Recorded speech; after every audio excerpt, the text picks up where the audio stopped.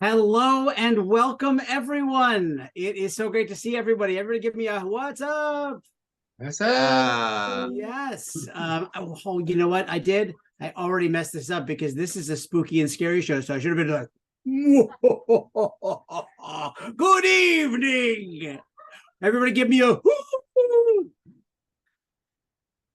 There we go. All right, that's more in the spirit. Welcome, everyone, to the Storytelling Association of California storytelling extravaganza, spooky and scary tales. This is a wonderful evening and a wonderful event for storytellers, story listeners, story aficionados, story people. We are a community, and it is wonderful to gather as we do this time every month to listen to each other tell stories. So I am Corey Rosen. I will be your host and MC for this evening. I am very thrilled and excited to be here. And I'll tell you a little bit about what's going on. I'll tell you a little bit about why there's so much noise in the background of my camera right now, if you can hear it. And then I will introduce our storytellers for the night. So this show, for those of you who are not familiar, is a story swap. Basically, we take different genres month to month, and we invite storytellers from all over the Storytelling Association of California to tell stories, submit stories on that topic. And tonight we have 7 stories by 8 storytellers. What? It's possible. And 9 if you include me. Anyway, the wrinkle and kind of the excitement for tonight's show, is that one of our storytellers is dun, dun, dun, not from California. That's true.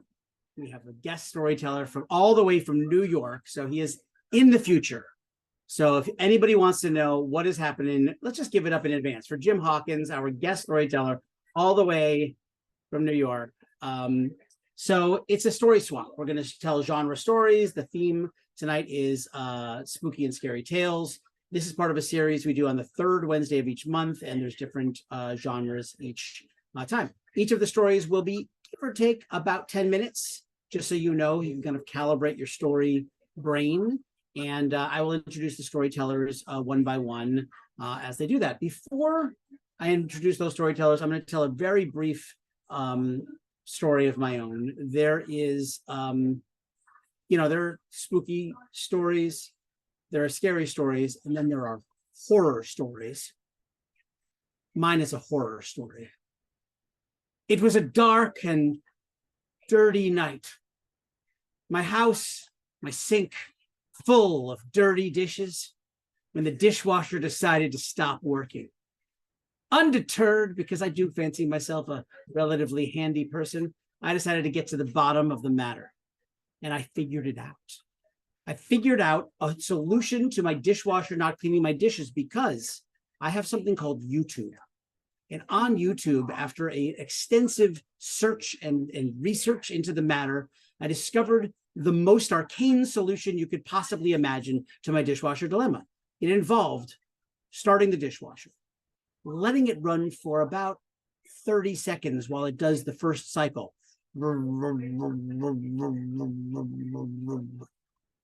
Then listening for it to go very quiet. Then listening very quietly for about another 15 seconds while it does. And it gets quiet again. At which point you must turn off the dishwasher and then turn it back on. This fixed my dishwasher dilemma, and very proud of myself I felt, until about 2 weeks later, the dishwasher completely stopped cleaning the dishes, at which point my wife decided it was time for us to get rid of that dishwasher. But I am, as I mentioned, consider myself a crafty, handy person. So rather than buying an expensive new appliance, I resorted once again to the internet, where I found a little community called the Facebook Marketplace. Yes, a community of individuals unloading their unwanted wares for low prices. And yes, I was able to find a lightly used Samsung dishwasher for the low price of only $50. I brought the dishwasher into my home. I hauled it up the stairs with the help of my strong 17-year-old rowing son. I installed the dishwasher myself, and the dishes came out just as dirty as the old dishwasher, which revealed to me and everybody else that the dishes, maybe the dishwasher wasn't the problem. Maybe it was the water line or the electricity, something else. But I consider myself a handy and crafty person, and so conducted some research, and I found that the solution was actually something inside of the new dishwasher, which is known as the water wall. And how did I figure it out?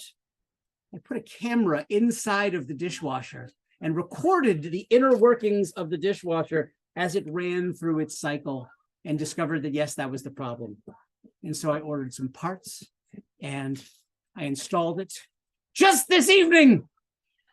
That is why I have several Band-Aids on my hand, several Amazon bags full of things. I'm not exactly sure why I ordered a hard hat. I didn't actually need to use the hard hat to fix my dishwasher, but my dishes are now running for the first time in over a month. And so, with a little luck, when this show is over, this horror story will come to an end. Thank you very much. Thank you. That is my horror story. That didn't actually explain why all the noise in the background. The noise is because also the camera on my laptop broke. So you ever find that sometimes things just break in your house? You kind of get into a thing. That's maybe the horror of my life right now. So I will be conducting and emceeing the show while my wife has book club. That is the truth of what is happening in the background. If you do hear it, don't worry, I will be muted, but nobody cares. Nobody wants to hear about those problems. You want to hear some stories, don't you? Give it up. Wiggle some fingers for those of you I see. Tell us some stories in the chat if you're participating in the chat zone, because I am delighted to introduce our first storyteller. Our first storyteller, all of the storytellers, by the way, generally come from some kind of a storytelling community somewhere in California. Of course, the wonderful Claire Castell, who many of us know and love, is from the Rossmore Storytellers, right, Claire? Yeah, right. Claire, I have had the great pleasure of listening to stories with Claire, working with Claire as a teacher, and having many experiences, and it is so wonderful to see you again. Just a little background on Claire. Claire's been telling stories, she says, for 6 years, but I think I'm going to say a little more. Anyway, maybe professionally telling stories for 6 years, but feels like I've known you long. She recently started her own storytelling club, which is at a senior development known as Rossmore, of which I believe the Rossmore Storytellers are. And she claims that the people there are amazingly talented with many, many life stories to share, which I am hoping to one day be invited to hear some of those stories. Oh, but, anytime. Yeah, great. So without further ado, please welcome to the show, the one and only Claire Castell. Thanks, everybody.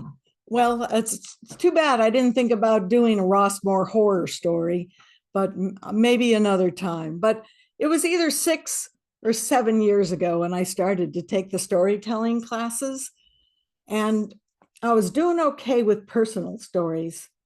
But in the folktale class, I really wasn't feeling it. You know, I didn't feel like telling stories about clever spiders or wise foxes. I just left that class shaking my head saying, I don't know. The teacher was really good, but I just wasn't moved by talking animals. And I was disappointed in myself, as I'm sure my teacher was. Well, a couple of weeks later, I was surfing the net. Do they still say that, surfing the net? Anyway, I was looking at the internet, the interweb, and I saw a site on a Louisiana music festival, and there was a graphic of a blue dog by the artist George Rodriguez called Lou Garou. And it was adorable. I mean, it was a cute little doggy, but I didn't know what the word meant, the term meant.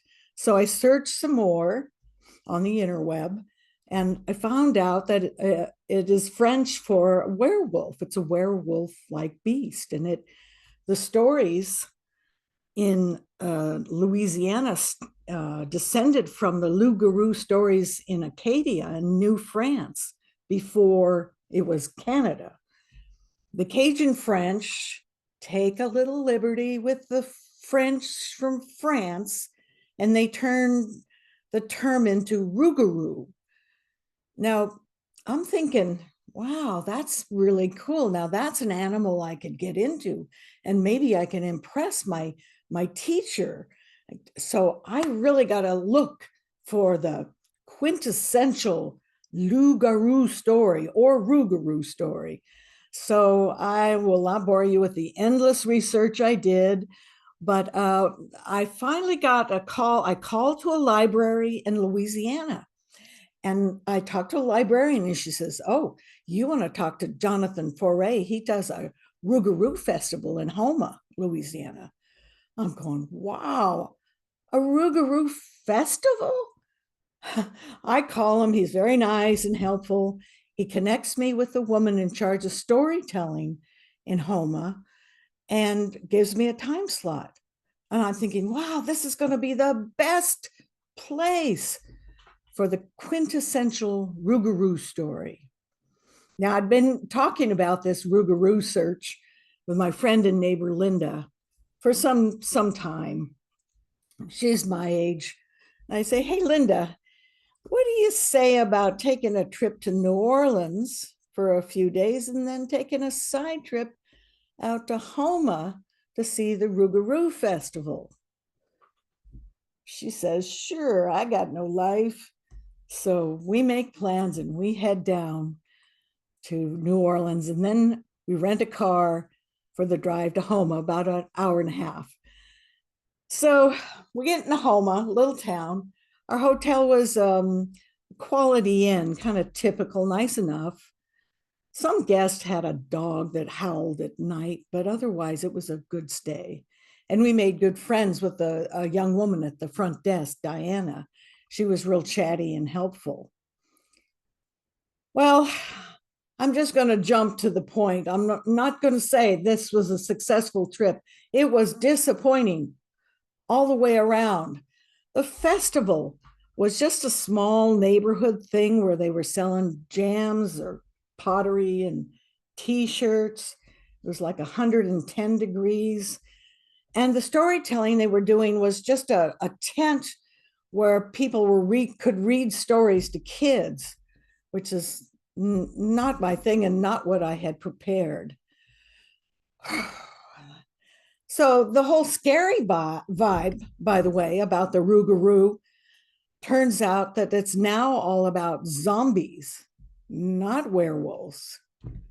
And the festival usually holds a parade at night, which now people get all dressed up being zombies. You know, this is just a big rage. Now, even that sounded, well, that could be okay. But then a big storm was coming up and in the forecast, and they canceled the parade. Oh, shit. You know, back at the hotel, Linda and I go down to the lobby, maybe have a little sip. And we talked to Diane, the desk woman, told her about our day, how disappointing it was. And I said, look, I was looking for the rougarou, but it just doesn't seem to be here. Have you seen one? Well, a lot of people have seen a rougarou out on Bayou Sally Road. It's not too far, and there's still some daylight. Now, she was serious. She explained that Bayou Sally Road is one of the most haunted areas in Louisiana. There's a ghostly hitchhiker who'll steal your soul if you pick him up. There were spirits from ancient Houma Indian burial grounds and abandoned slave quarters. And several people have seen a large wolf-like man about 7 feet tall and with extremely bright eyes. And he's just down that road, just past the one-lane bridge. Well, Linda and I are college educated people, you know, careers in technology. Are we believing this? Linda and I joke on the way back upstairs to our rooms. The search for the Rougarou story has been a bust. But hey, it's not too far and there's still some daylight. So we think, well, Linda drives like a race car driver. I mean, she's crazy fast. She always gets us there alive, but she grabs the car keys, checks the GPS, and down we go down to Louisiana Highway 57, which is what they call Bayou Sally Road now. Now, the area has no streetlights, and it's a pretty windy night because that storm is coming up. And, we're trying to get into the spookiness of it, and we're laughing, and we hear voices from the Indian burial ground, and it must be the wind. And then on the bridge, believe it or not, there's a man walking, and he kind of looks like a hippie. Oh no, it's the ghost hitchhiker. Don't stop. We laugh. We were just had a few drinks, back at the bar. So we get across the 1-lane bridge, and the wind from the storm has really died down, but there's still no street lights out there, and it looks a lot darker. Well, looks like another bust. Better go back. So Linda pulls over to make a U-turn, but stopped for a moment to dick around on her phone, do some stuff on her phone. Maybe it was the GPS. But on my side of the car, I see something moving behind the trees in the tree line. And I roll down, or, they don't roll down, you pedal down the window. And I hear some leaves, steps. Hey, Linda, do you hear that? Huh? Just a minute, I'm almost done with my, no, really, Linda, do you hear that? And then I see a tall figure. I mean, if it's a man, he's really tall, but he's also really hairy. And I go, shit, it's got these gold eyes. Linda, let's get the hell out of here. And she still doesn't see what I'm talking about, but she guns it. Bless her heart. She guns it. And we head back down the freeway. And the gold eyes, she looks back and she sees there's a creature with gold eyes, and they seem to be following us. For a while, they're keeping up with us. Oh, but thank God, Linda's driving skills get us to the hotel, and we don't see the dog anymore. And we run upstairs, and now we're just giggling and scared, and we pull the curtains closed, and we make sure our doors are locked. Whew. Maybe drank too much. I don't know. It was difficult to sleep that night. And that damn dog was howling outside again. And now that I think of it, maybe our road trip to find the real Rougarou story wasn't such a bust after all. Claire Castell, everyone. Rougarou stories backed by popular demand. Vicky likes them too. And I love those stories. Thank you for sharing that. That was great. That took me back. I also loved your comment about surfing the net. Yes. Yes. I think people still say that. I don't know. But this week I was actually shamed by someone for calling it pot. I guess people don't call it pot anymore. I was like, oh, it's funny you called it pot. Just like a quaint old person version for anyway. Couple of things coming up. What was that? What would you say? What else do they call it? You'll have to ask the young people. Yeah, I would now. I'll ask my son. He'll know. Ask your son. Yeah. Let's see. You've got a bunch of things coming up. I know that you're involved with the Monkey House, of course, and the Monkey House. The Monkey House. So the Rossmore is coming Wednesday, Tuesday, and people can come as my guests. Just let me know if you want to come as a guest. Okay. Give me a call, email, whatever. But then the Monkey House is coming up. What do I say? You said it was Sunday, November 19th at 2 p.m. So a nice afternoon Sunday show right in Berkeley, themonkeyhouse.org for information about where that is. And and that should be great fun. It's called What's the Story, or What's Your Story? Well, we're calling our group What's Your Story? Okay. And the theme this time is families are complicated. And there's room at the end for anybody to come up and tell a 5-minute story too. Terrific. All right. Thank you, Claire. Thank you so much. And let us move along to our next story, which is told by our tandem storytelling twosome, a 2-for-1. Patty and James, welcome. Welcome to the show. Thank Hello. you. It's so nice to have you. You are from San Diego, I understand. Yes. Yes. Yep, Oceanside area. And I've been told you've been doing this for 20 years or so, telling tandem stories together regularly at the Twisted Horn Mead and Cider Pub. Mhm. And you Yes. also work with the Healing Arts Program at the Rady Children's Hospital in San Diego.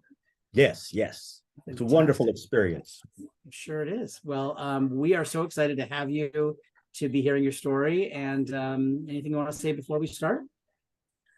Just October is our favorite month. We love spooky stories, so always glad to join in and share some scary ones. It's So the bee's Terrific. knees. Terrific. All right. So please welcome to the show your next storytellers, Patty Christensen and James Nelson Lucas. Mm. Well, it happened once many, many, many springtimes ago in Ireland. A Scottish piper arrived to ply his trade throughout the Emerald Isle, traveling from town to town, playing his pipes for the folks in the fields and at small festivals and gatherings. And he would make a little bit of coin here and there, perhaps a meal, and if he's very happy, a place to sleep and lay his head at night. Now, this was all fine during the springtime, and it was fine during the summertime. And so even if you couldn't find a place to sleep, sleeping outside was perfectly fine, even into the fall. but this particular winter was a cold one. And there were many fewer opportunities for him to come and share his gifts, and also even fewer times to get some coins, find a place to stay. And he was getting, thinner, and his tartan was even getting more ragged and bedraggled. Oh, my boots are falling apart. My clothes are falling apart. Oh, So this particular night, he knew it wasn't a night he could sleep outside, and he was wandering the countryside looking for a place for some shelter. oh, the snow was ankle deep just to start, and the flurries were coming, and the snow was piling. It was a very, very cold night. Well, he saw Ah. a small farmhouse with a Ooh. light on, and he walked right up to it and knocked on the door. Well, Who was there? Who's out on a night like this? it's just me, a lonely piper. I'm looking for a place to lay my head, perhaps. Get out of here. We don't want the likes of you around here. We're not that kind of people. Get out of here. Oh, well, all right. I suppose I can go somewhere off. And he wandered through the drifts of snow with the snow every step, getting into the soles of his shoes and blowing into his jacket. And he stumbled across something buried in the snow. It was a boot. Ooh, a lovely looking boot. And oh, over there, another 2 boots. This is so exciting. I've got 2 boots. But they were stuck.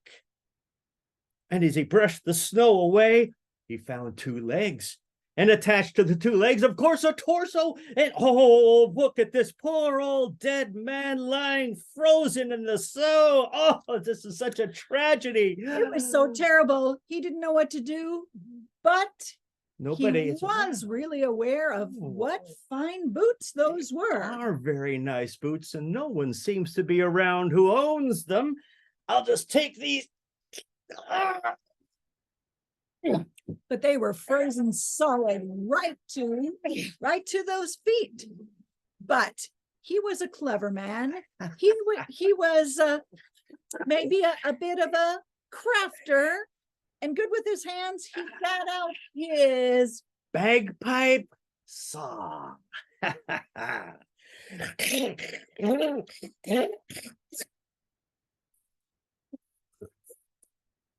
Ah, There we go. I've got the shoes and the feet to go with them. And he took those and he stuck them in his kit bag and then knew he had to make another try to find somewhere that he could stay. Let's see, which way did I come from? I was going this way. Well, he went back up. He saw Oh. only that same house and he went back up and knocked again. Oh, the man said, look, are you back? If you don't get out of here, you just are just causing a problem. I'm going to set the dogs on you. No, Get out of here. And he went back in. Old. But right before the poor piper was down the sidewalk, out came the wife and said, oh, you have to forgive my husband. He's old and cross. You know, he's just grouchy. I'm sorry. Well, you can't come in the house, but we do. You notice on the other side over there, we have a barn and Yes. we have 12 beautiful dairy cows in there. You know, they give up enough heat in the winter. You could go and you could sleep inside there and that will keep you warm enough for the night, even a cold night like this. Well, if that small gift, thank you very much. I would be happy to sleep in the barn with the cows. Off I go, and I'll just get packed up. Wait. Yes. Before you go, one small warning. What's that? Beware of that black cow on the end. It's snappy and she might bite at you. I will be very careful. Thank you very much. Thank you for the hospitality. And he went, and indeed, he opened up the barn, and right away, it was so much warmer. He was so glad, and he made himself a nice, cozy little nest and sat down. And then he remembered in his bag, and he pulled out those boots with the feet inside. Feet frozen inside these boots, and I really love these boots, but these cows are awful warm. I'll just stick them under a cow and let it sleep on that all night. Oh, he was so tired, he rolled over and went right to sleep. Well, before you knew it, it was about 4 in the morning and he woke up and he suddenly remembered those beautiful boots. Went right over. 1 foot, 2 feet, and boots. Ooh. So he put those on. They fit beautifully. These are excellent. I love these. These are going to be fine boots for years to come. But he did think it really wasn't very full of hospitality for that farmer to want to kick him out like that. It was very, very rude to me. I don't like that. Everybody's so nice to me most of the time, but I don't like that. That wasn't very hospitable. So he had an idea. I'll just take these feet and stick them in my old boots. Put these old boots next to that nasty black cow. He brought him right down, put them right by the cow's sleeping head.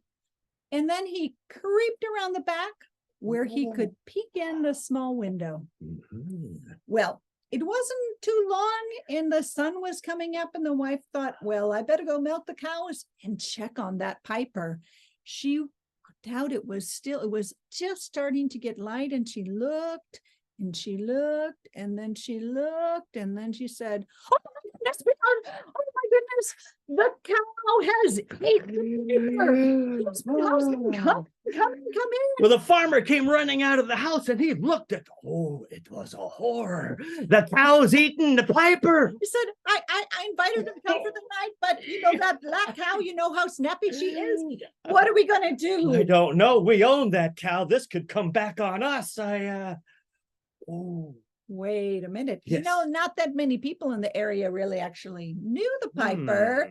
Maybe we could take the boots and the feet out back, bury it deep, and then if anybody asks, we'll say, I think he must have gone back to Scotland where he came from. Not a bad idea for a woman. So they went out, they got a shovel, they dug a hole, didn't have to be very deep, put it in, buried it up, put the dirt, put some snow on top, and then they went inside. Oh, that was a lot of work so early in the day. And they went over and they started cooking. They cooked some breakfast. They made some tea with some extra sugar and a wee bit of whiskey. When suddenly out the window, they heard bagpipe sound. went and looked out and said, "It's the piper standing right on the grave where his feet are buried." They looked, and then the piper looked over at them. And they said, "It's the ghost of the piper." And they took off running like sprinters down the road. Ah, he should have been so mean to me. Ooh, smells like they have a lot of good food inside, though. Oh. So he went inside, he sat down, he poured himself some tea, he got some sausage and biscuit. It was so good. My gosh, I'm gonna set this all. This is a beautiful breakfast. That's so When suddenly Nice. there was a lock on the door. Oh. Well, okay. Oh my gosh. You poor old man, you look frozen. Are you okay? You should come inside here. We have wonderful food. You can have some of this delicious food. Get that chill off. Come in, sit yourself down by the fireplace, rest your feet and get warm. I would warm my feet if I had any. And they said that piper took off running down the road. And well, nobody knows really what happened to him. He was never heard from or seen again. Maybe he went back to Scotland. But that's the story they tell in that part called The Piper's Revenge. Huzzah! Ah, so well done. You two are amazing. That was wonderful. So great, great story. So I love the way that you work together and tell the stories together. So great. We so enjoy it. Mhm. Terrific. All right. I know you've got some things coming up. I'm going to put your website and the Storytellers of San Diego website in the chat for all to see. And some stuff that's coming up. You were mentioning that you're part of Patchwork Player Story Theater, correct? And That's the two of us. That's the two of you. We That's are you. the theater. You are the theater. And then you are doing something for Telebration. We are. Our group this year, we have 2 celebrations going on. So we will be participating in an online celebration on Sunday afternoon, November 12th.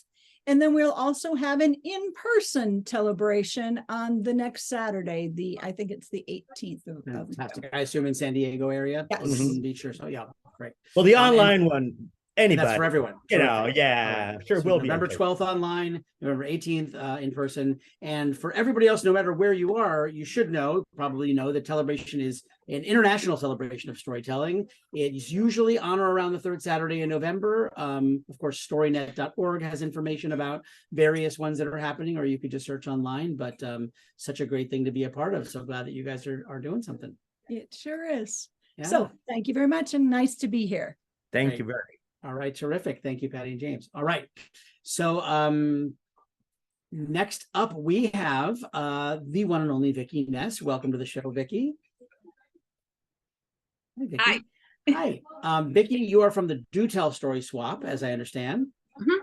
Great. And let me see, I have a little background on you too. Let me find it. So you're Northern Californian like me. And you've been teaching storytelling since the 1980s. And what an incredible gift you are giving to the world by telling stories and helping others tell their stories. So thank you for doing that, for bringing out the stories within. Yeah, thank you. Yeah, Thank you for yeah. having me. I It's a really pleasure. enjoy all the different types of stories that people have to tell. They're just Yeah, little jewels all in their own. that is so true. All right. Well, we are looking forward to your stories. So please, without any further ado, please welcome to the show, Vicki Ness.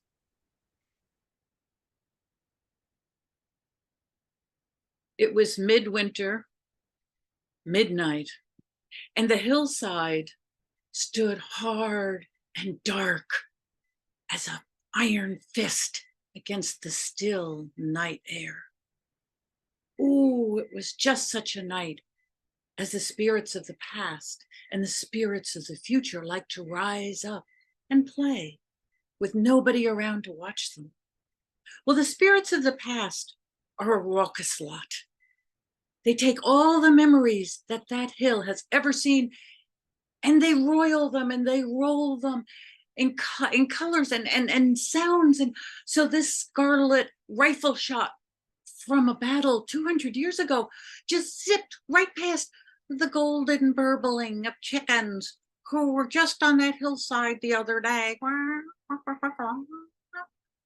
And here comes a gray, grinding, grunting, terrible roll of an old cart up the hill, struggling, a mass of gray that just rolled right over the foxfire, neon, lavender, laughter of young lovers.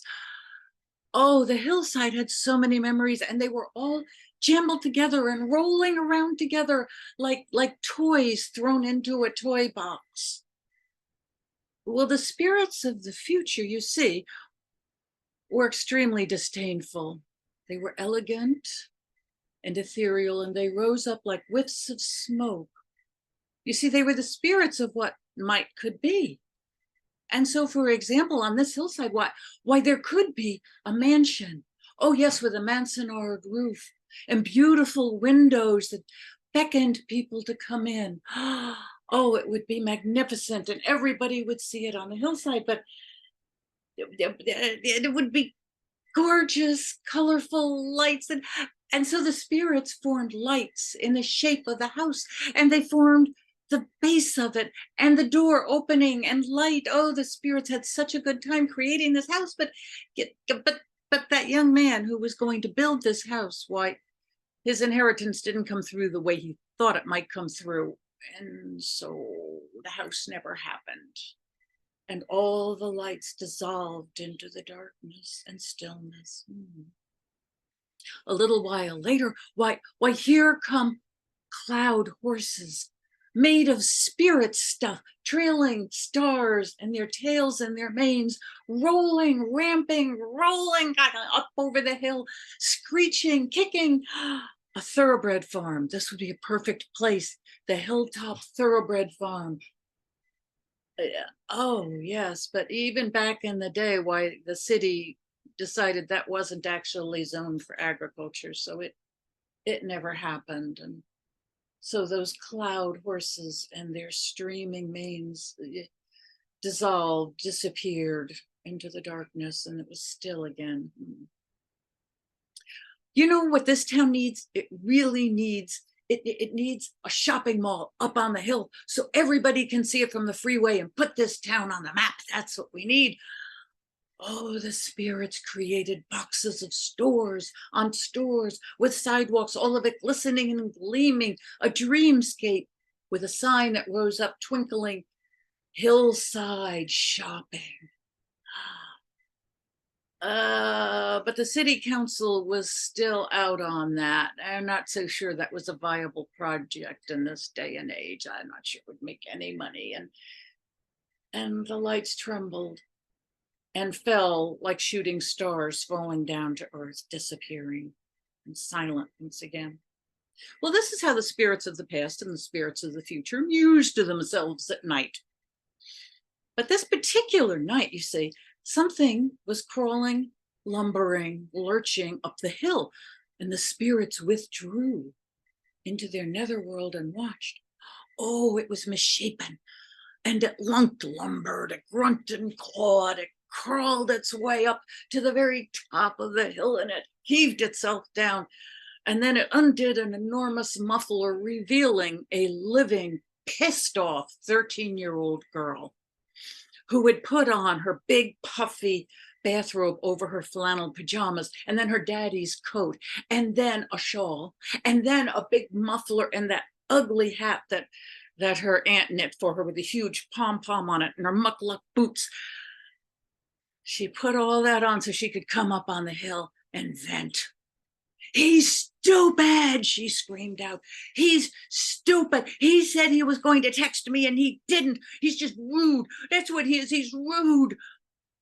And the impassive, still silence of the night responded with silence.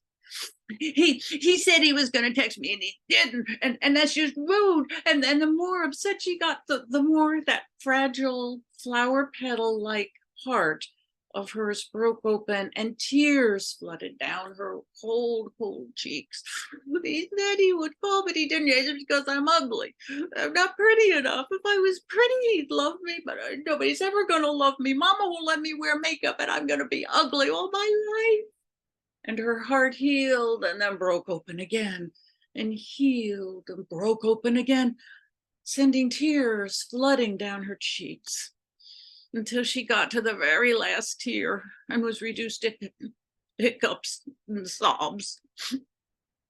And she sat shivering on the hill.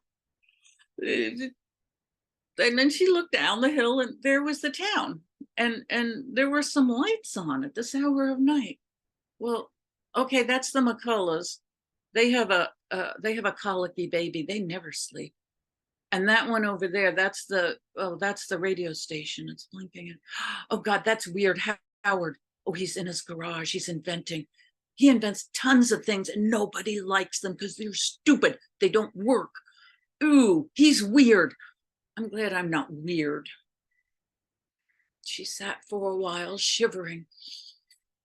And then she looked up, and there were the stars. In the absence of the moon, why, all the stars came out, splattering cobalt and scarlet and diamond bright, stars behind stars forever, stars and twinkling lights forever beyond forever.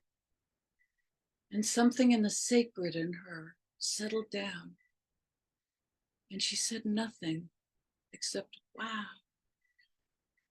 And then she thought about how those lights looked like cell phone flashlights, and how people in concerts move them, and her grandma could sing, and she could sing too, and she was going to be famous one day.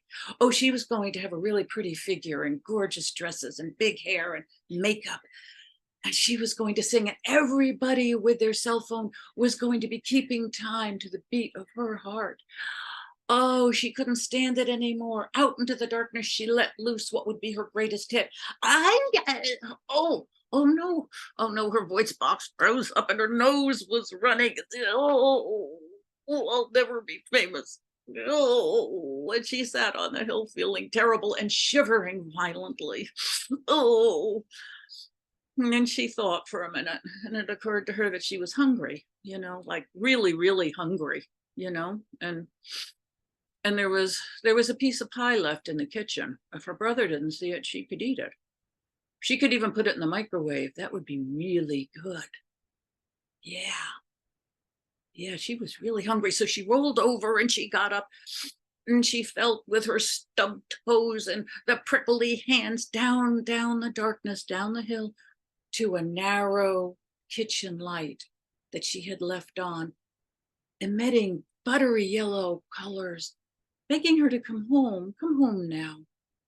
Down the hill she went stumbling and feeling her way in the dark. Maybe there's ice cream. That would be really good.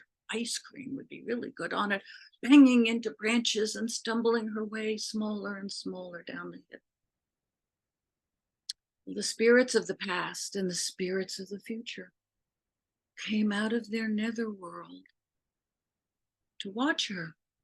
Staying on their hill, of course, they could watch her going down, and that's when the spirits of the past and the spirits of the future did what they always do in the presence of such a creature. They bowed down in awe and honor to that most miraculous, if mercurial, flashing, brilliant, spite-spitting, living, courageous, short-lived, and spunky spirits that exist for just a short time, right here, in the here and now. Vicki Ness. Thank you so much. That was so well done in every way. Sort of a ghost story. It is a ghost story, but it's just so rich with details, rich with emotions. Thank you. Something I love that you also did is you it had this timeless quality with like it felt like, all of the sort of traditions of folk tale and scary story with modern technologies and texting and like it had a current and an ancient sort of all wrapped together. And I just loved it. I loved how you did that. Thank you. Beautiful.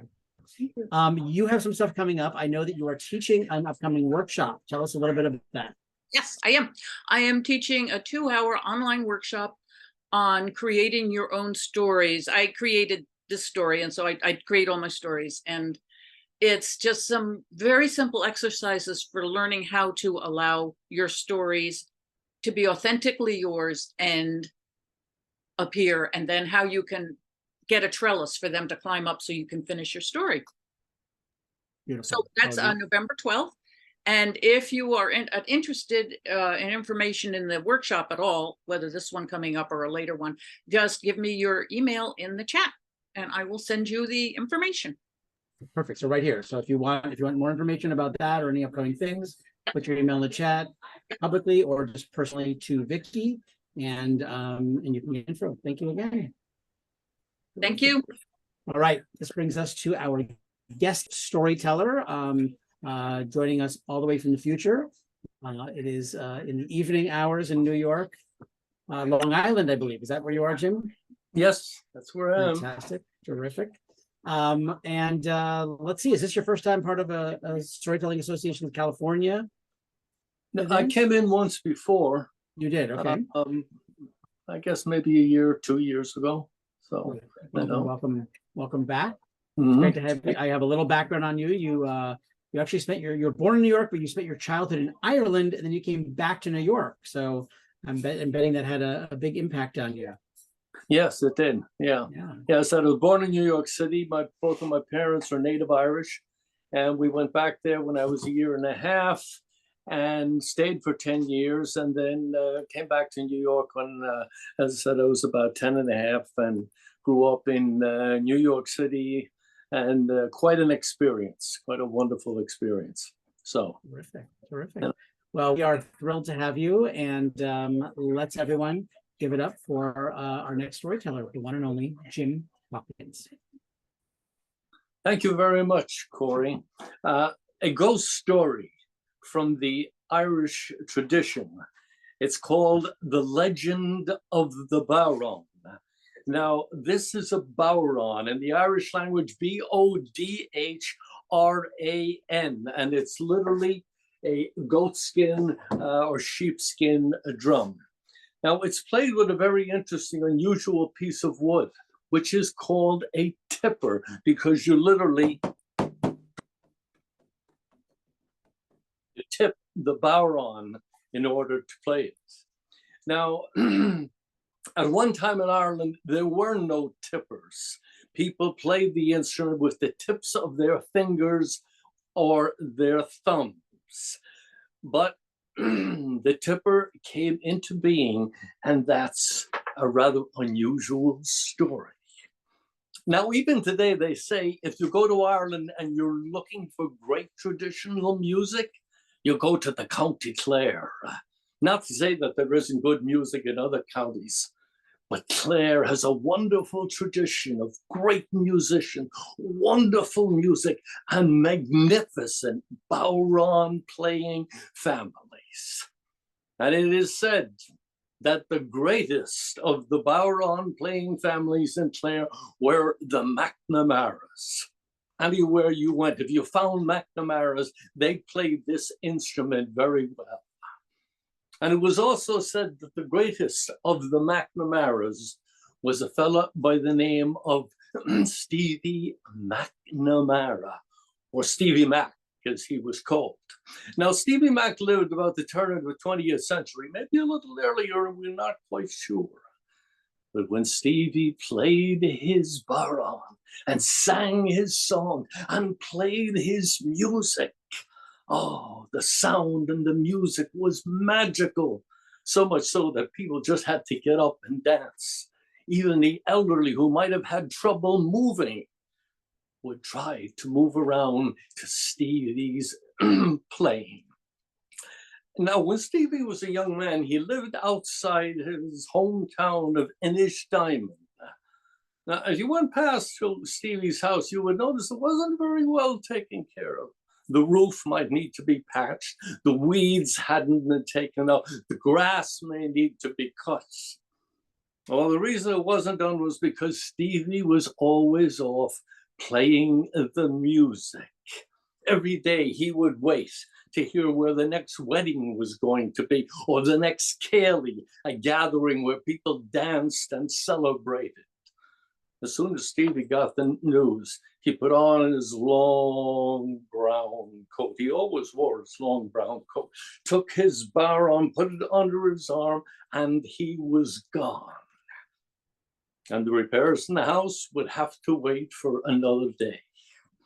Now, on this particular occasion, Stevie was out late the night before playing at a Cayley with his friend Joe O'Donnell, and he slept into the depth of the next day.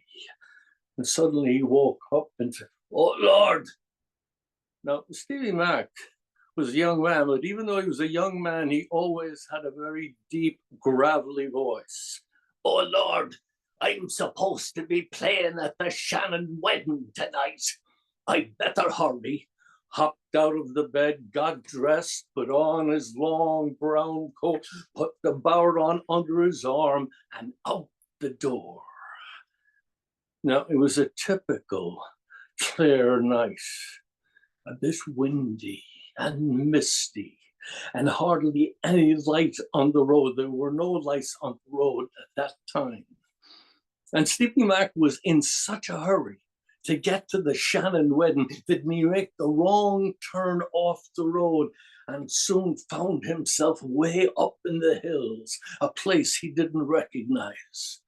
"Well, I've been all over the County Clare, but I don't remember a place like this."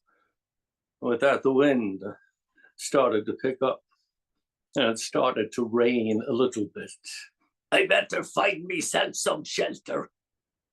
A couple of minutes later, he found a small bridge going over a stream. And when he got to the other side, he found himself looking up at one of the largest houses he had ever seen in his life.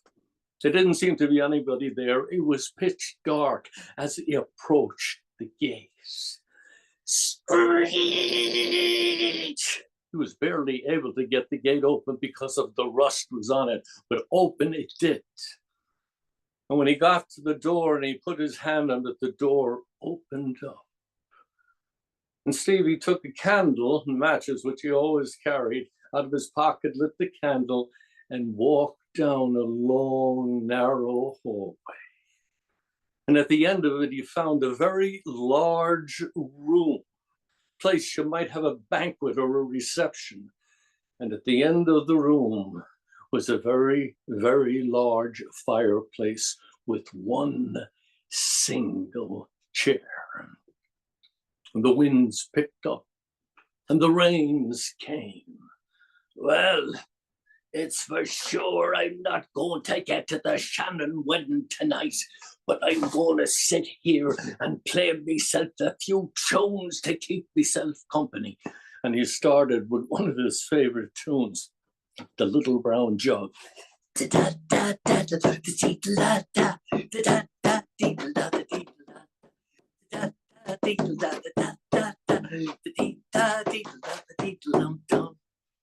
He was just coming around to his favorite part of the tune when he thought he heard a voice in the chimney.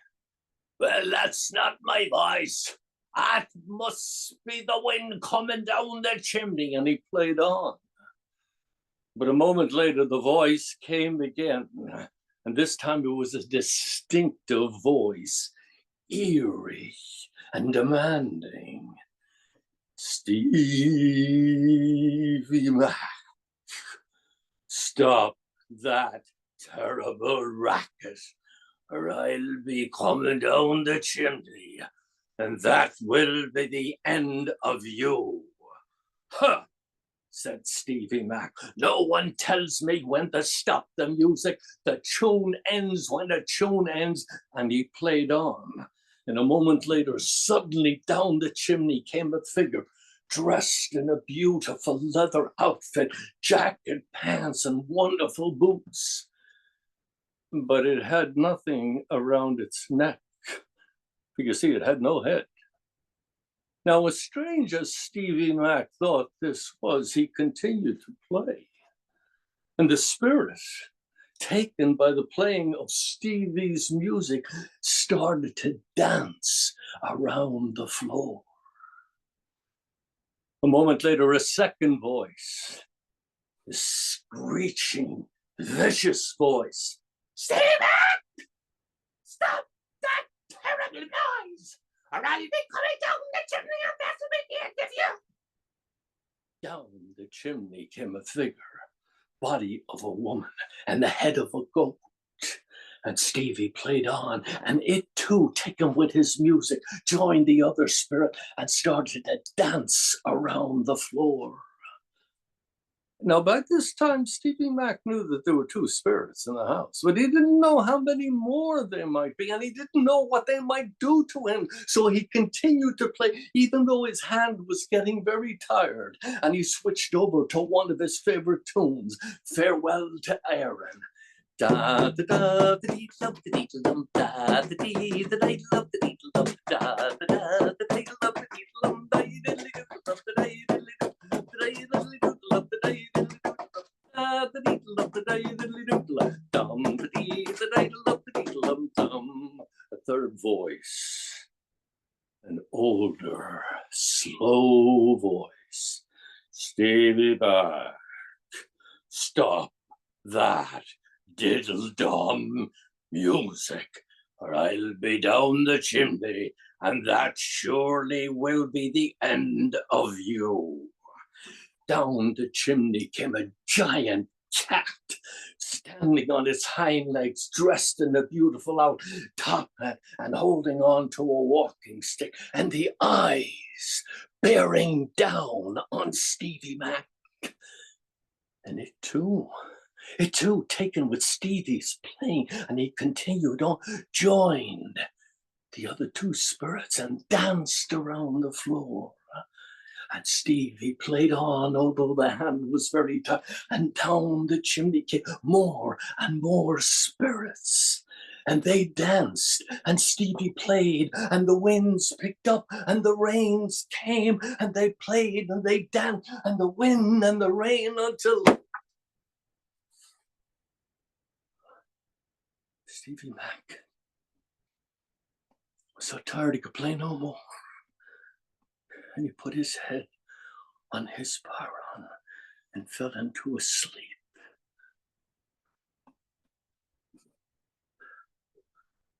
A while later, when he woke,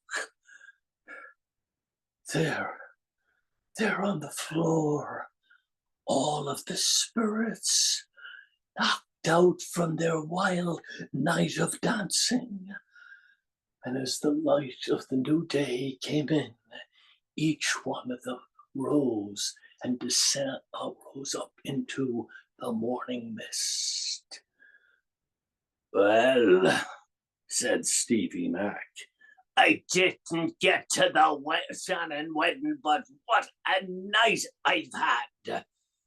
Put on the long brown coat, took the baron, put it under his arm, and started for the door. And when he got there, a chorus of voices greeted him. Thanks, Stevie Mac. Thanks for your wonderful playing and your wonderful drum. For you see, Stevie Mac, we're the spirits that weren't good enough but we weren't bad enough to go. So we've been here in a kind of a purgatory waiting. But now, thanks to you and your playing and your music, we have danced all our wrongs away, danced all our sins away, and can make our way up to heaven. But Stevie Mac, we noticed that your hand got very, very tired. So we have something to help you for the future. And suddenly, this unusual piece of wood appeared, and an unseen spirit came, put it in Stevie Mac's hand, and showed him how to play it on his bodhrán. Well, as you can imagine, Stevie Mac had quite a story to tell when he got back home. And it wasn't long until almost every bodhrán player from County Clare to County Cork and back was playing the bodhrán with this piece of wood, which they call a tipper. And now, then there are still people today in the world who prefer to play the drum with the tips of their fingers and their thumbs. But most of us use this tipper.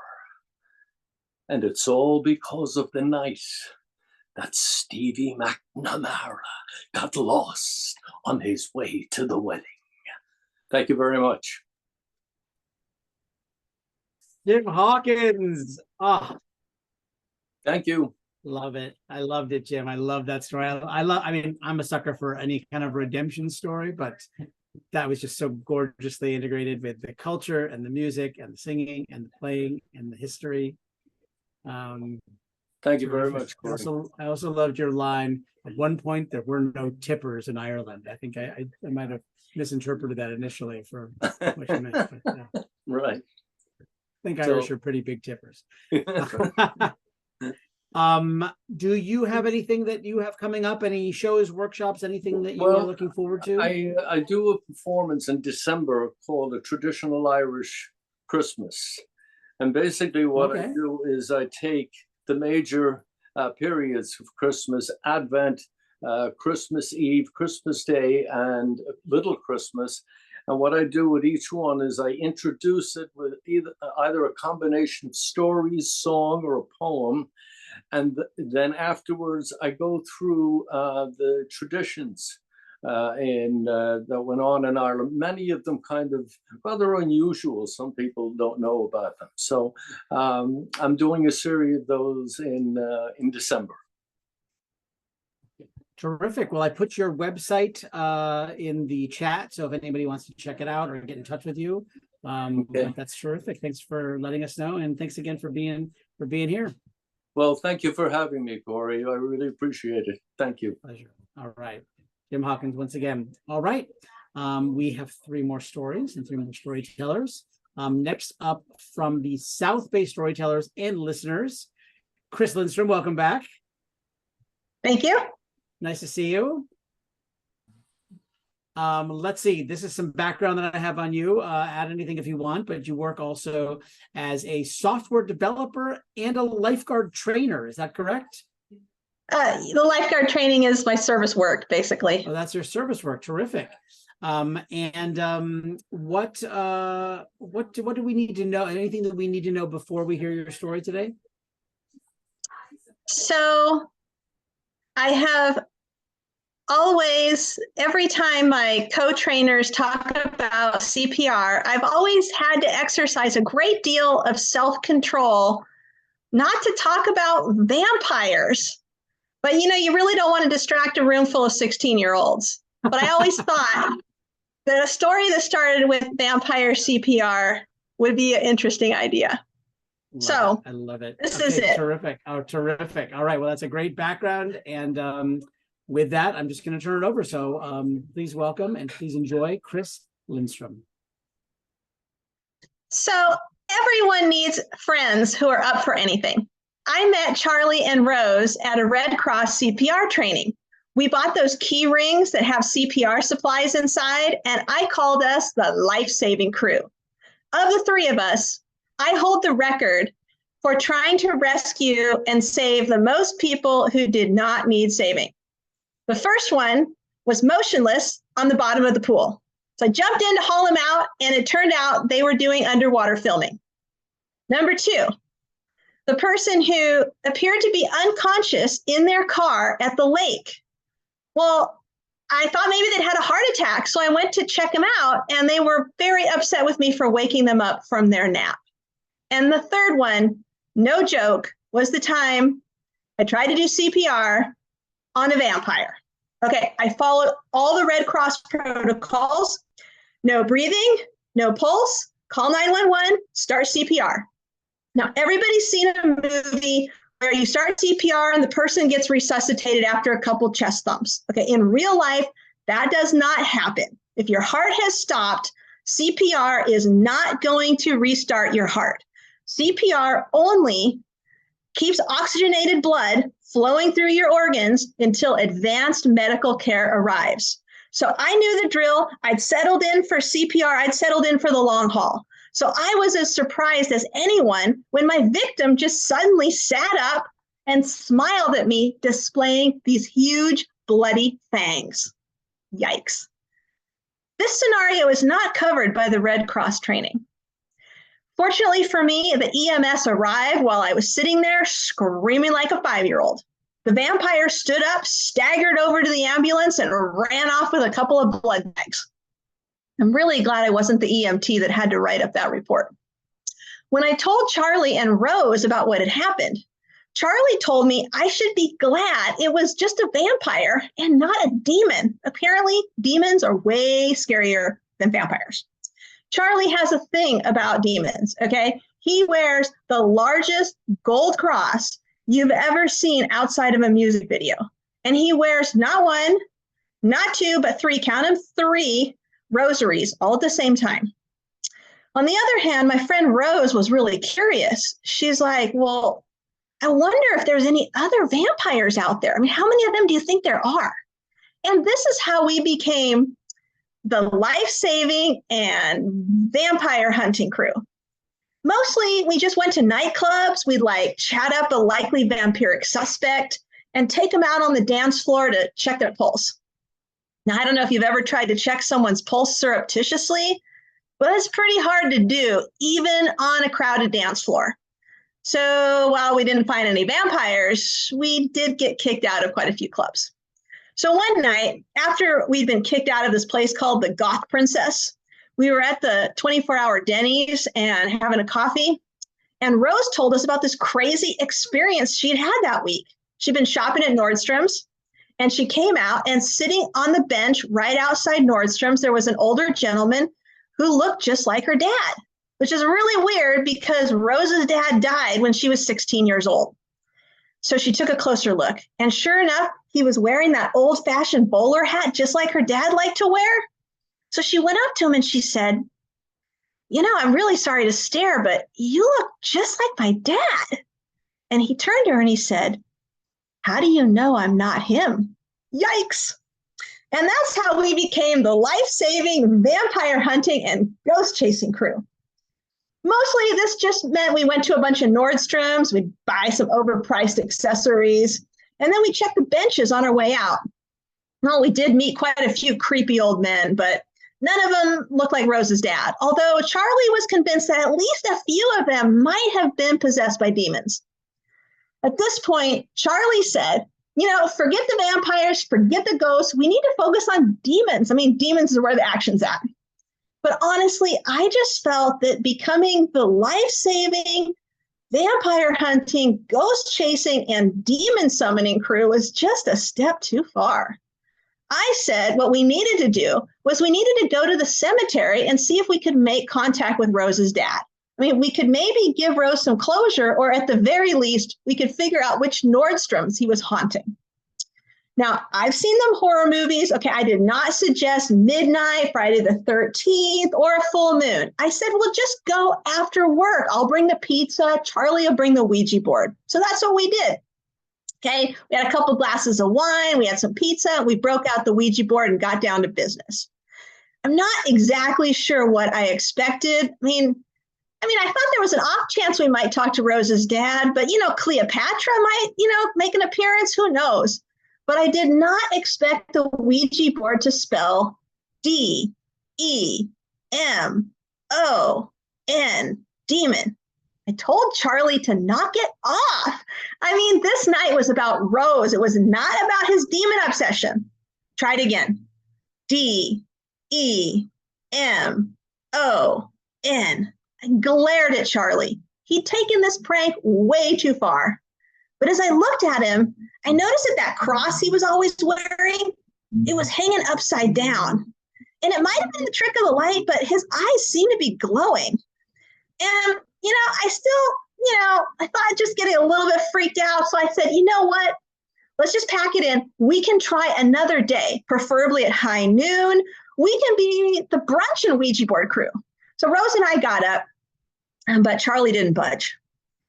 And in this crazy deep voice I've never heard him use before, he said, "Why don't you ever listen?" And then he started a rant in something that might have been Latin. So just about now, I hear this car come squealing into the parking lot. A door opens and a voice says, "Get in!" Now, I don't normally recommend taking rides from strangers at night in the dark from a cemetery, but I wasn't thinking clearly. So I grabbed Rose's arm, we raced over to the car and dove into the back seat, and he peeled out of there. Well, after I'd started breathing again, I took a look at the driver.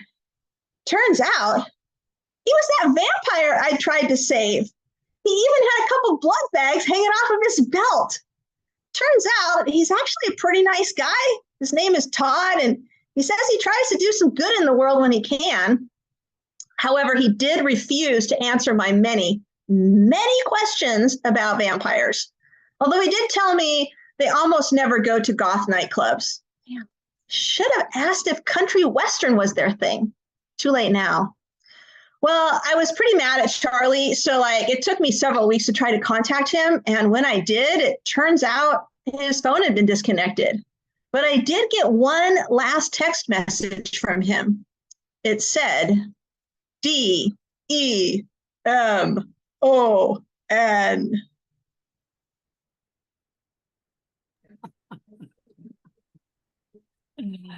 Chris Lindstrom, everybody, give it up. Oh my God. I did not expect Todd the vampire to come back. That was so great. What a great surprise and a great story. What fun. Thanks. Yeah, thank you. Do you have anything coming up? Anything either personally I'm or gonna post, with South Bay Storytellers? Yeah. I'm going to post the link to the celebration. Okay. Our group is meeting on the Sunday before Thanksgiving, but there's lots of events on there people can check out. Perfect. All right. So check that out. It's in the chat. It is under story, SAAC.org for the upcoming celebration. So congratulations and thank you again for a great story. All right, let us move on to our penultimate story tonight. This is, let's welcome to the screen first, Lance McVeigh. Hey, Lance. Hi. Hi, Lance. I gotta say, setting-wise, best of show so far. This is, you've really, lighting and decorations. I love it. Thank you for going all out. Thanks. Yeah. Boy, how do you follow Vampire Todd? I know. A tough act to follow, but I'm sure you got something in you. Let me tell the people a little bit about you. You were born in Ben Lomond in the Santa Cruz Mountains, right? Yep. And you now live in Hayward. You tell stories with the Contra Costa Tale Spinners. And it says here that you started writing ghost stories. That was kind of your entree into writing, was by writing ghost stories. Yeah, I had taken some kids camping and we were sitting around the campfire in Big Basin and they said, tell us a ghost story, tell us a ghost story. And, it's like when you don't know CPR when you really need to know it. And then from then on, you'll always know CPR. I didn't have a good one. So I said, that's never going to happen again. So I started writing ghost stories in verse that I could memorize and have at the drop of a hat. So Great. Well, I'm sure this is a busy month for you then. and with that, I know we are all excited to hear your story. So everyone give it up one more time and please welcome Lance McVeigh. Thank you. So I do write my own tales and they are in verse because Robert Service is amazing. And he got me started in this when I was in elementary school when I heard his story. So this is called One Night at the Cask and Cleaver. Sorry, I got to get Vampire Todd out of my head because it's just going to stick with me. I'm going to laugh. Okay. One night at the Cask and Cleaver. There once was a pub at the end of a road, or so the story goes. You could find it in travelers' guides of the day and several good poems in prose. It was far from the hustle and bustle of streets, away from the worries of life, a sanctuary for people in need in the care of a husband and wife. The road was quiet and the night was cold, and the townspeople gathered in cheer to tell some stories and a joke or two and share in spirits and beer.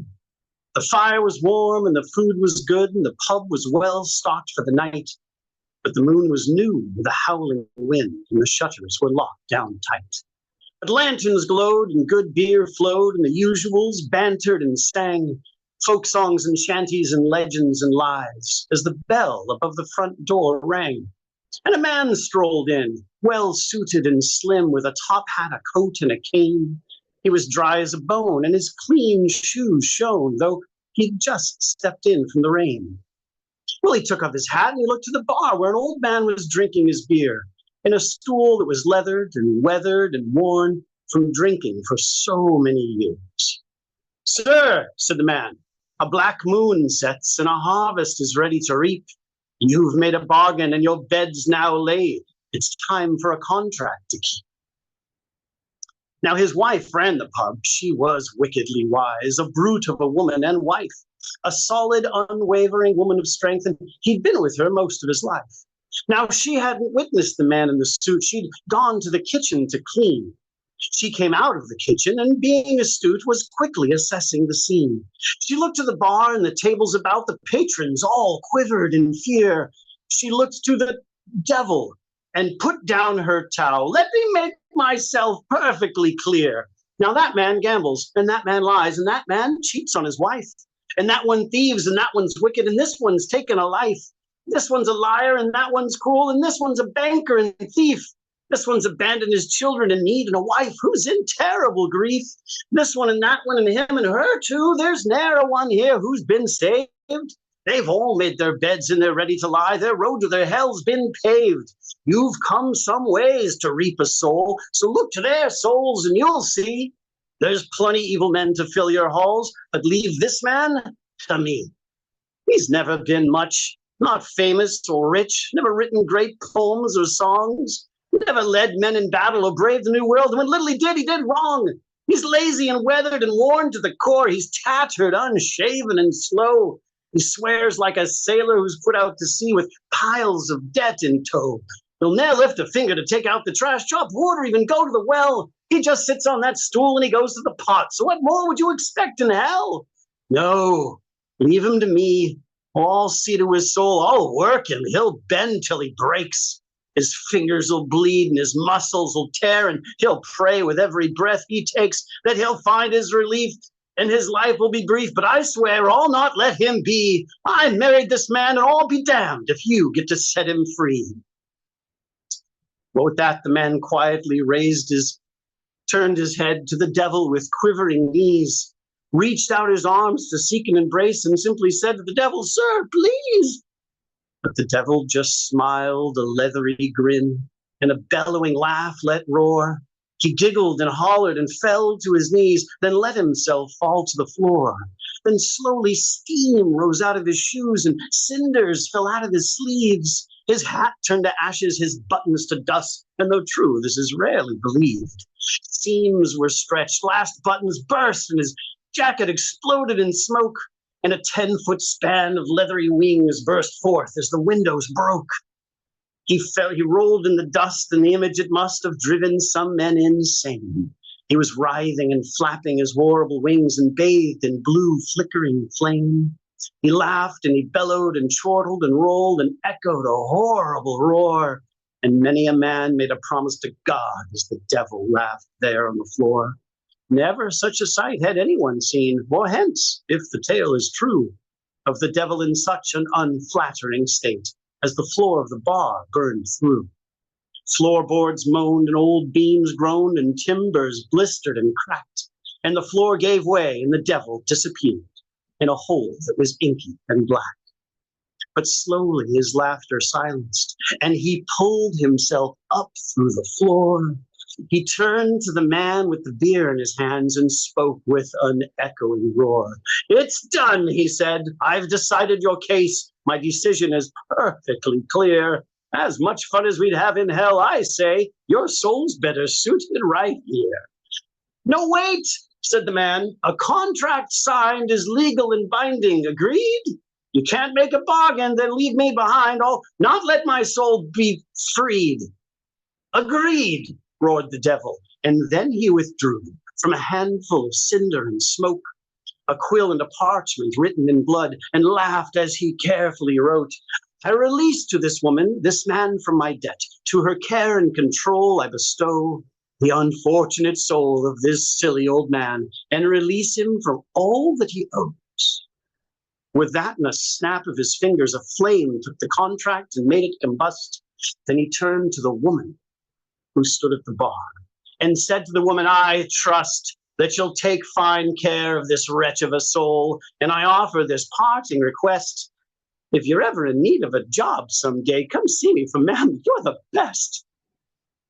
With that and a puff and a thud of his hooves, he whipped his long tail and turned, burst through the doors and into the night, each footprint left blackened and burned. And the pub became silent.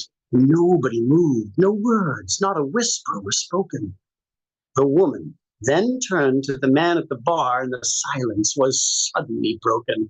What the hell did you ask for, you stupid old fool? You didn't get beauty or fame.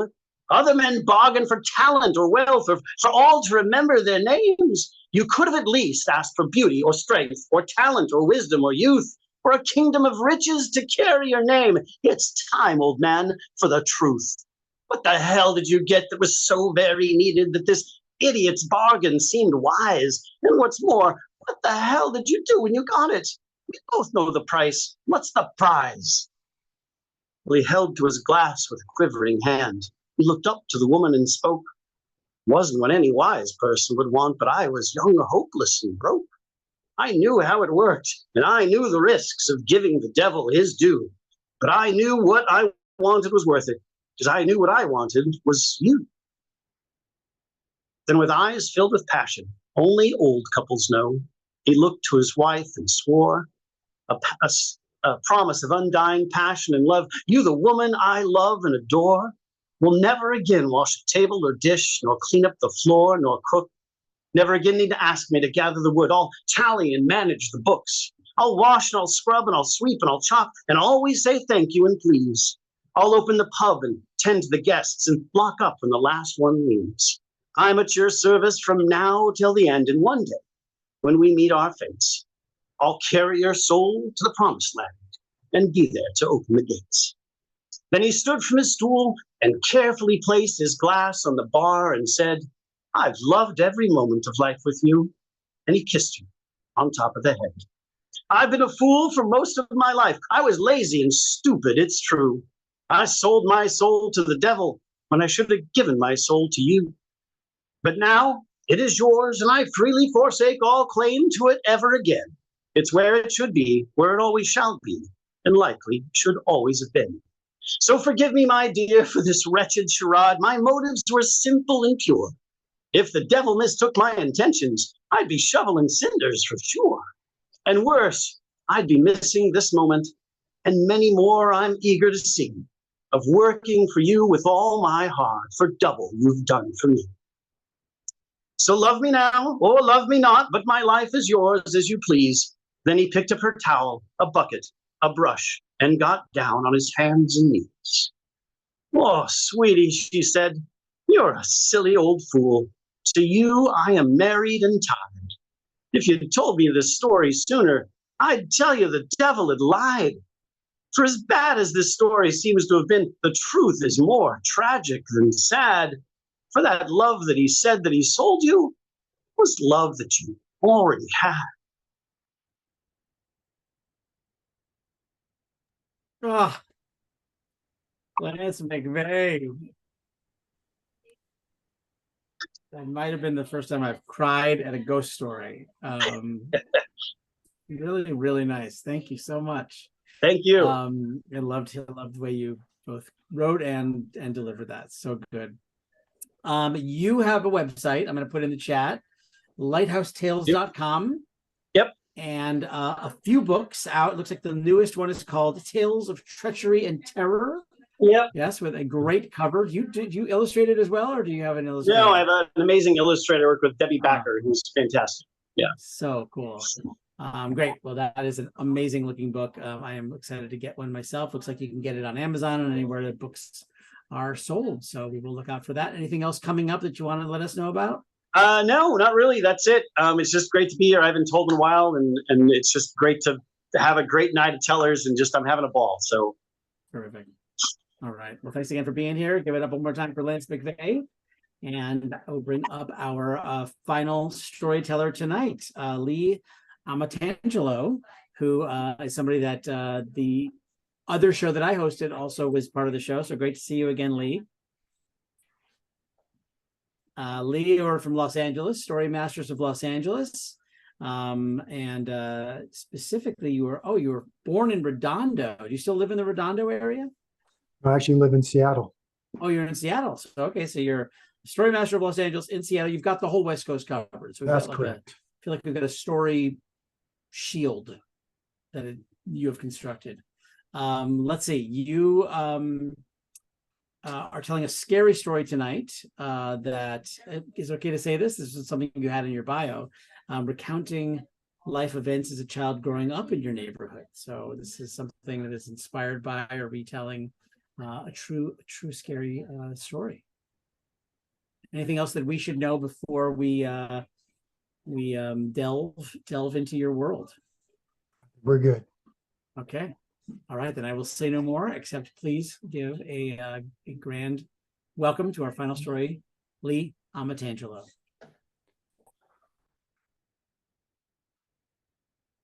It is the last day of 5th grade, and I make the life-threatening mistake of walking home from school on the wrong side of the street. Daydreaming about baseball, I forget where I am until it's too late. I'm standing in front of the scary Bradley house. I turn to see this crazed dog jumping and rearing its ferocious head above the low-lying chain link fence. It always looked like it could just jump right over. All of a sudden, it's salivating just inches from my ear. I jumped into the street. I'd rather take my chances with the passing cars than that was demonic, a mix of many breeds, but mostly made up of mean. The neighborhood kids nicknamed that menacing mongrel Psycho Dog. Mr. MC, fellow storytellers and listeners, growing up in your neighborhood, did you ever have to experience something scary? Growing up in my neighborhood, we had 2 unwritten rules. The first, every able-bodied kid played baseball, no matter your size, shape, sex, skill set. If you had a pulse, you played. And the second rule, avoid the Bradley house at all costs. Psycho Dog was an obvious reason, but there was a bigger, and I mean bigger reason. His owner, 6'2", 220-pound, 12-year-old. They say he was meaner than that dog. He lived in that house in the shadows. You never really saw his eyes. It's like they were black holes and all the light just got sucked in. Whenever there were windows broken, pets went missing, or bicycles were stolen, he was always to blame. And the neighborhood kids nicknamed him Bad Ronald. Now, there was a lot of mystery surrounding Bad Ronald in the Bradley house. For instance, why didn't he go to our school when his house was directly across the street? And how come we never saw his parents? Was it true he had them locked up somewhere inside that house? And how did he get to be so enormous, being only 12? Psycho Dog was coming at me again. My pulse raced, and so did I, all the way home. I couldn't wait to tell Mom about my near-death experience at the Bradley house, Psycho Dog, and Bad Ronald. Those are ominous stories, son, but yes, Mama, I want you to gather all the facts before passing judgment. Okay, Mama. The next day, I'm wearing my red and white Cardinal uniform. It was Little League game day, and we were going up against the dreaded Orioles. They were undefeated. You can imagine my surprise when I got into the Little League playing field and warming up. On the pitching mound was none other than Bad Ronald. As the game unfolded, it became blatantly clear Bad Ronald was an amazing ball player. And by the third inning, his team had several runs. He had a home run, and my team hadn't put anybody on base. And down at the bottom of the batting order, it was time for me to come to bat, or as I like to refer to it, clean up. First pitch, right at my knee. Second pitch, behind my back. Third pitch, right at my eye. Dropped to the ground faster than Taylor Swift drops boyfriends. And for the elderly people in the audience, more than Elizabeth Taylor drops husbands. I jump back up faster than a billionaire ex-president jumps on Twitter. I had sand in places where guys generally don't like to have sand. I think you noticed that Bad Ronald was ruining my entire batting experience. The next two pitches were strikes, and I didn't see either one of them. I knew the next pitch was coming straight down the pike, so as soon as I saw the ball leave his hand, I began to swing. I think I even closed my eyes. Crack! Ouch! How many of you thought he just broke one of my bones? So did I. But I opened one eye and I saw the ball passing past the second baseman. I took off running and safe at first. That's the only hit my team made this day, as the Orioles creamed us 22-0. At the end of the game, Bad Ronald catches sight of me, starts charging in my direction. He's mad that I ruined his no-hitter. He stopped a couple yards off. How come there's never a cop around when you need one? Hey, kid, nice hit. And then he turned to go meet his parents. Hold on a moment. He's a great athlete, a good sportsman, and his parents are still breathing? Maybe everything I heard about Bad Ronald wasn't necessarily true. And then I heard a voice. Gather the facts before passing judgment. Okay, Mama. 5 years later, sophomore in high school. Bad Ronald is a senior in my high school, and he now goes by his given name, Ronald Bradley, but we all just call him Ronnie B. And we play on the same varsity baseball team together. And during some tense moments, I would crack some jokes. And one time he would laugh so hard, he slid down the bench, wrapped his arm around me and said, "You're my little brother." Wow, what an honor. It's an amazing thing to happen when the person you dreaded the most in life in a sporting event now all of a sudden is an Arsenal on your team. He set many pitching and batting records that season as he led us to the championship title. His parents held a celebration at their house. It was lit up. There was food everywhere. People were laughing and dancing. And at my feet was Psycho Dog, laying on his back, his feet up, and he was whimpering for me to rub his belly all night long. What an angel. We learned much that night. Ronnie B's father was a thoracic surgeon. His mother was a hospital administrator, so we never saw him around. And during grade school, he went to the private school across town. And it wasn't hard to notice that both of his parents were quite tall, which explained Ronnie's enormity. The answers to all of our childhood mysteries were being revealed. 5 years go by.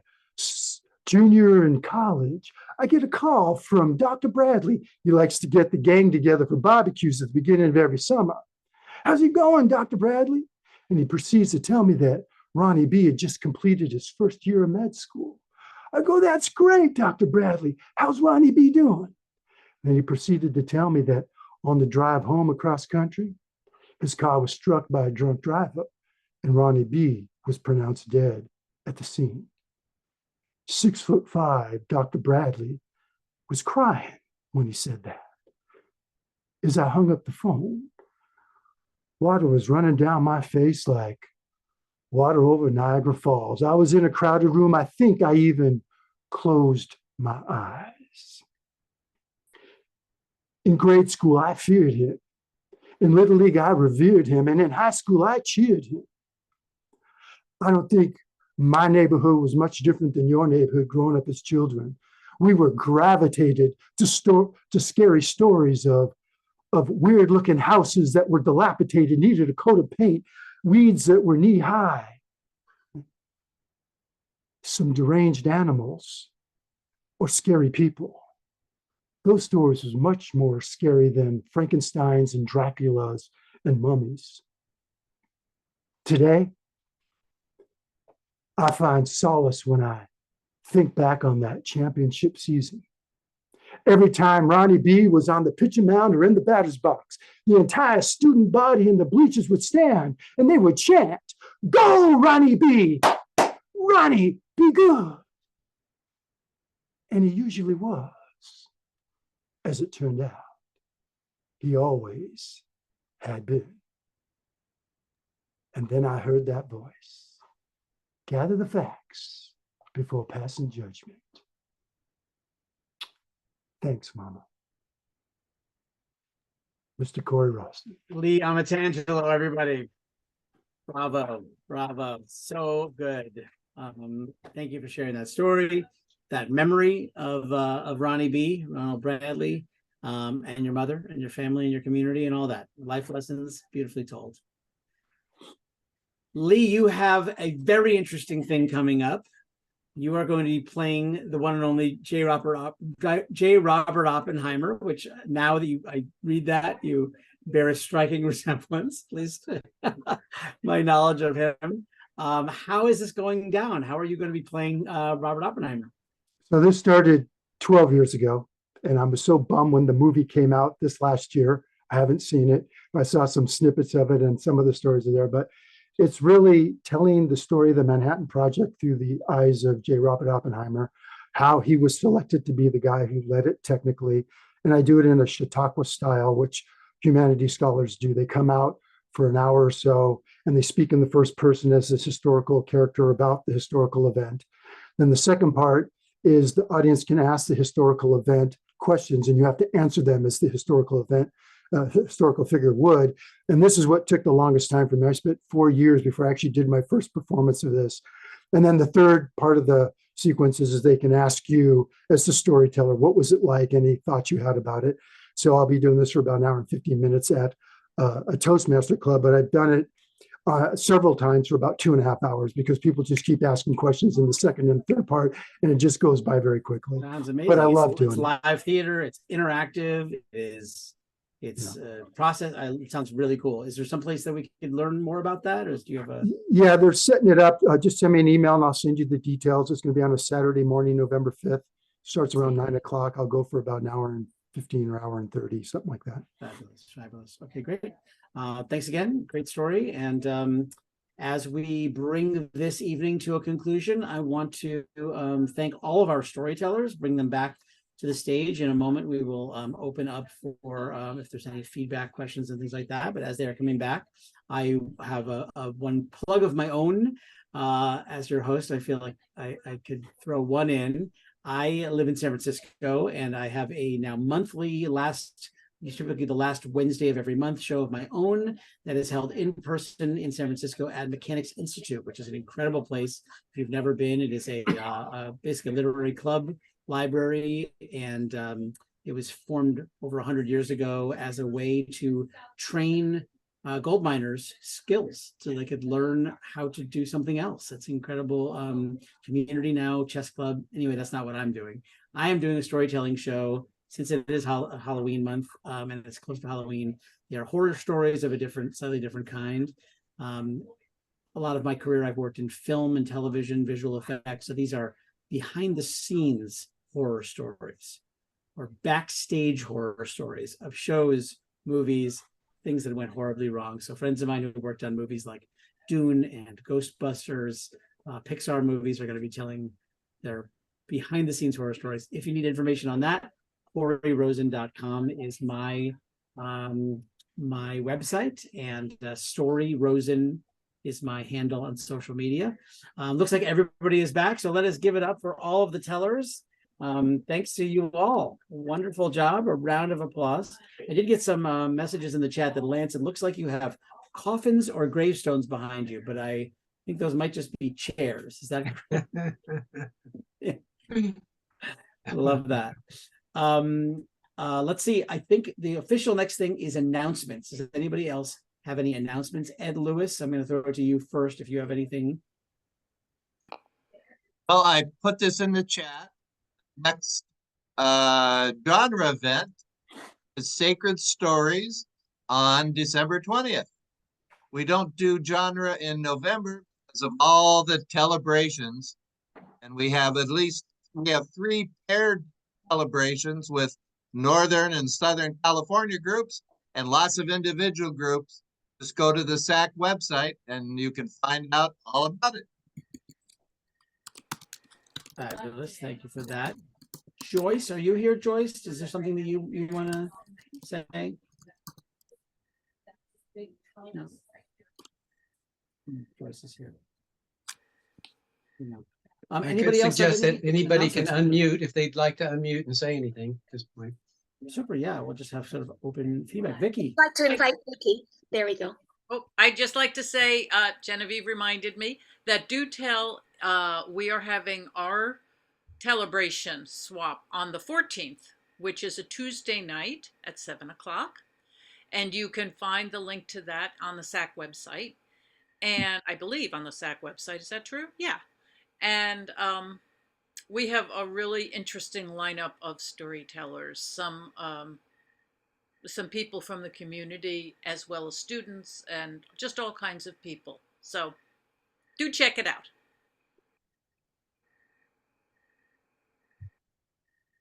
I have an update, by the way.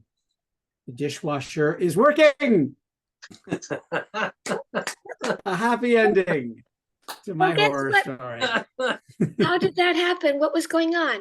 I think it was it was like a little pump thing, little like motor that it's the second thing that I tried with this. I don't know if I told the full story, but I tried the $150 part, which didn't fix it. So I sent that back and I bought the $50 part. That did work. So Well, it only cost me two fingers.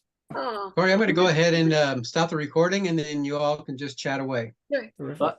Bye-bye, Dirt. It must be a